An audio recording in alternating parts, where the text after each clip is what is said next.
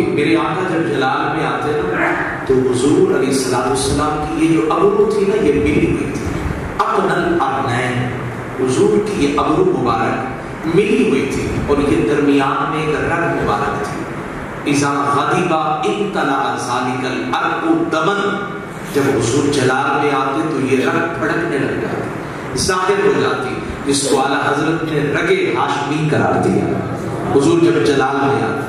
اچھا حضور کاجل نہیں لگاتے تھے، حضرت ابو ہریرہ کہتے ہیں اذا نظرت الی رسول اللہ، تو جب بھی حضور کو دیکھے گا نا یوں لگے گا جیسے حضور ابھی ابھی کاجل لگا کے آ رہے ہیں۔ یعنی اللہ نے قدرتی طور پر محبوب کی آنکھیں اتنی سرمگی بنائی تھی، اتنی خوبصورت بنائی تھی کہ جو دیکھتا وہ یہ سمجھتا کہ حضور ابھی ابھی کاجل لگا کے آ رہے ہیں۔ آخری بات عرض کرتا ہوں، ام المومنین حضرت عائشہ سے پوچھا گیا، ایک اور بات کرنی تھی لیکن یہ موقع مجھے آئے گا تو پتا ہے کہ حضور نے کیا کیا کیا، یہ بتائیں اندر حضور نے کیا کیا۔ یہ تین باتیں ہیں، دل سے سن لیجیے اور میں اجازت چاہتا ہوں۔ حضرت عائشہ نے فرمایا میں نے جب بھی حضور کو گھر میں دیکھا ما یرا فارغن تک فی بیتی، میرے آقا اپنی ازواج کا گھر میں ہاتھ بٹایا، گھر میں اپنی ازواج کا اپنی بیویوں کا ہاتھ بٹایا کرتے۔ چلو عائشہ آؤ تم یہ کام کر رہی ہو تو ہم بھی تمہارے ساتھ کرتے ہیں، حفصہ آؤ تم یہ کام کر رہی ہو تو ہم بھی تمہارے ساتھ یہ کام کرتے ہیں۔ میرے نبی نے یہ امور خانداری کو سر انجام دینے کا یہ طریقہ بتایا کہ صرف عورت کو پاؤں کی جوتی مت سمجھو، اگر سید الانس والجان یہ انداز اختیار کر رہے ہیں تو تم بھی کرو، پھر دیکھو تمہارا گھر جنت کی نظیر بنتا کیسے ہے۔ اور میرے آقا صلی اللہ علیہ وسلم جب بھی گھر میں وقت ملتا تو کیا کرتے یعمل عمل الخیاطۃ، میرے محبوب علیہ السلام کے کپڑے مبارک جہاں سے جدا ہو جاتے، میں اپنے کپڑوں کے لیے کہوں کہ پھٹ جائیں تو میرے آقا فرماتے عائشہ آؤ ذرا جاؤ نا ذرا سوئی لے کر آؤ۔ اب حضرت عائشہ کو حضور نہیں فرماتے، بیک وقت میرے نبی کے نکاح میں 9 بیویاں رہیں، 11 بیویوں کا بھی قول ہے کہ حضور علیہ السلام کے نکاح میں رہی، لیکن جب وصال ہوا تو 9 بیویاں میرے نبی کے نکاح مبارک میں تھیں۔ اب اتنی بیویاں ہیں اس کے لیے تو کوئی کام ہی نہیں ہونا چاہیے، لیکن حضرت عائشہ فرماتی ہیں، میرے محبوب فرماتے عائشہ جاؤ سوئی لے کر آؤ، اور پھر فرماتے دھاگا لے کر آؤ۔ وہ دھاگا لے کر آتے تو میرے محبوب علیہ السلام کیا کرتے، سوئی میں دھاگا ڈال کر جہاں سے کپڑوں کو سینا ہوتا پیوند لگانا ہوتا، میرے نبی خود پیوند لگا رہے، کتنا وہ حسین انداز ہے، اپنا کام خود کر رہے۔ یعمل عمل الخیاطہ، حضرت عائشہ سے پوچھا گیا بتائیے محبوب گھر میں کیا کرتے تھے، 2 باتیں بیان کی اور یوں کہیں کہ کلیجہ نکال کر باہر رکھ دیا۔ پہلی بات فرماتی میں اکثر دیکھتی اما یقصف نعلا لرجل مسکین، میرے آقا کبھی کبھی نایا چمڑا منگوا کر پھر اس کا جوتا تیار کرتے۔ ایک ہوتا ہے کہ جوتا اس کو گانٹھ لگانی، گرہ لگانی، گانٹھ اور گرہ کی بات نہیں، میرے نبی یہ بات صلی اللہ علیہ وسلم ایک جوڑا جوتے کا تیار کرتے۔ ام المؤمنین نے پوچھا حضور یہ تو بتائیے جوڑا کس کے لیے تیار کر رہے؟ تو سنیے گا یہ ہے میلاد والے کا میلاد منانے کا انداز، اور ہم میلاد کیوں مناتے ہیں یہ اس کا جواب کیوں کا جواب ہے۔ فرمایا میرے آقا جواب دیتے لرجل مسکین، میں مدینہ کی گلی سے گزرا تو وہاں ایک مسکین کے پاؤں پر میری نظر پڑ گئی، اس کے پاؤں میں جو جوتا تھا نا وہ گھسا ہوا تھا، پھٹا ہوا تھا، ٹوٹنے کے قریب تھا۔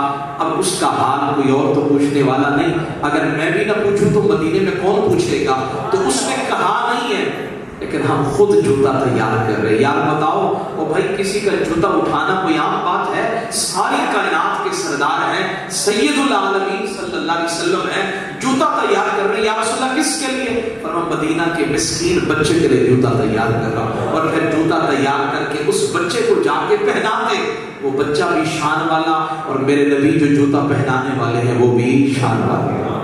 اور فرمایا پھر حضرت عائشہ سے پوچھا کچھ اور بھی بتائیں، تو فرمایا کیا کہوں، کبھی کبھی حضور کپڑے خرید کر پھر جوڑا تیار کرتے، سیتے تھے، تیار کرتے تھے، اور جب پوچھا جاتا حضور یہ جوڑا کس کے لیے ہے تو آگے سے جواب آتا لی ارملت، مدینہ کے کنارے پر وہ فلاں عورت ہے نا اس کا خامد انتقال کر گیا ہے اور مجھے پتا چلا ہے کہ اس کے کپڑے جو بدن پہ ہیں نا وہ پھٹ گئے، اب اسے کپڑے خرید کر دینے والا کوئی نہیں، اب اس کا حال پورا مدینہ نہ پوچھے اور میں بھی نہ پوچھوں تو فرق تو نہ رہا. تو پھر میرے محبوب خود جوڑا تیار کرتے تھے. او بھائی بتائیں ذرا میرا جوڑا فلاں نے تیار کیا, میرا جوڑا مجھے یاد آ گیا. حضرت سیدہ زہرا بطول کو ایک یہودی عورت نے شادی کی دعوت دی, آپ تشریف لائیے گا, میری شادی کو 4 چاند لگ جائیں گے. وہ میں نے علامہ سکوری کی کتاب نزہۃ المجالس میں پڑھا تو حضرت سیدہ خاتون جنت وہ سخی باپ کی بیٹی تھی تو کیسے انکار کرتی, لیکن ان کی پلاننگ یہ تھی کہ جب پیوند کاری والے کپڑے پہن کر آئیں گے نا تو پھر ہم مزہ بتائیں گے. اب سیدہ پاک حضور کی بارگاہ میں آئی, بابا جان مجھے بالکل خواہش نہیں ہے کہ میں اعلیٰ جوڑا پہنوں, لیکن اگر میں ان کی شادی میں گئی اور انہی کپڑوں کے ساتھ گئی تو وہ مزہ اڑائیں گے, وہ میرا نہیں وہ آپ کا مزہ ہوگا, اور میں نہیں چاہتی کہ آپ کا مزہ اڑایا جائے. محبوب نے فرمایا بیٹی تم کس کی بیٹی ہو؟ مصطفیٰ کی بیٹی ہو.